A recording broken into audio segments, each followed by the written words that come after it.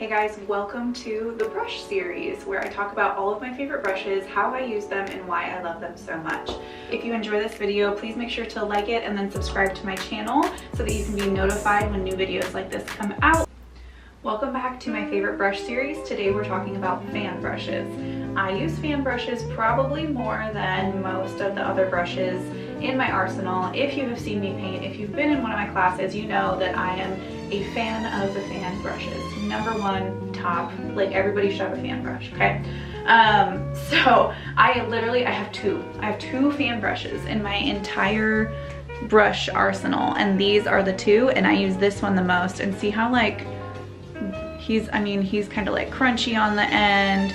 He's really raggedy over here. He's got some like wispy things going on, right? This guy is my favorite. I use it all the time, So let me show you how I used it on this bee painting over here. Okay, so I want you to take note of the bee's legs here. See how they're kind of connected, right? But they're kind of like fuzzy on the outside, and they're not really a defined line here. Like nothing's outlined here, right? And then also the top of his little back right here. Okay, so I used both of these brushes to work on their little legs. And for the larger legs, I used this guy, and I only used like part of him. Remember, you don't have to use your entire brush. But I only used like one side, like maybe a third of this, and I got black paint on it. And the way that I did these is I just kind of batted them in here like that a little bit. And then I did use, where did my square brush go?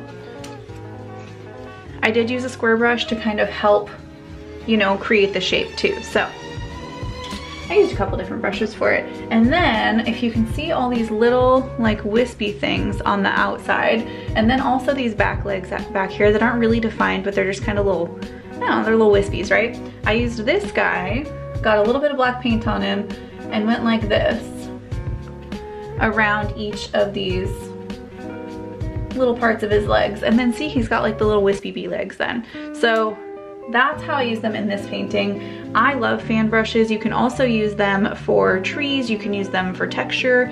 You can use them for bark on trees too. Like this one is really good for creating some definition if you have a tree and you want to put defined bark in there. So these guys they're just fantastic. Like 10 out of 10.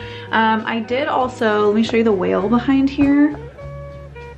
Like, don't make fun of my whale. Don't come at me for my whale because he's not even close to done, okay? I'm trying to see if you can just like see the definition. If I can get close enough. So yeah, do you like see the definition like around his eye here? So that's texture paste. And I did use my fan brush to make it kind of look a little bit crumbly, scumbly, whatever you want to call it, and get some really defined lines in there, but also make them look like he's been through some stuff, right? The whale has seen some things, and he has been through a lot. If you guys don't use texture paste, that is one thing I would absolutely recommend you getting if you do want to add texture into your paintings. I put as much texture as I possibly can because I think that's part of the experience. This is the one that I use, the golden one. And I'll link that below. I don't think they sell golden on Amazon, so I'll just link the, like from the actual golden website. But that's the guy that I use a lot. So anyways, fan brushes, get yourself at least one. Like I said, I have two.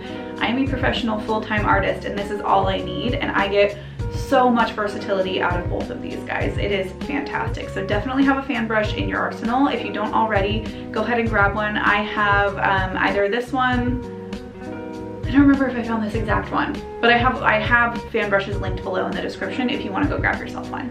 Thank you so much for being here. I will see you in the next video where we talk about round brushes.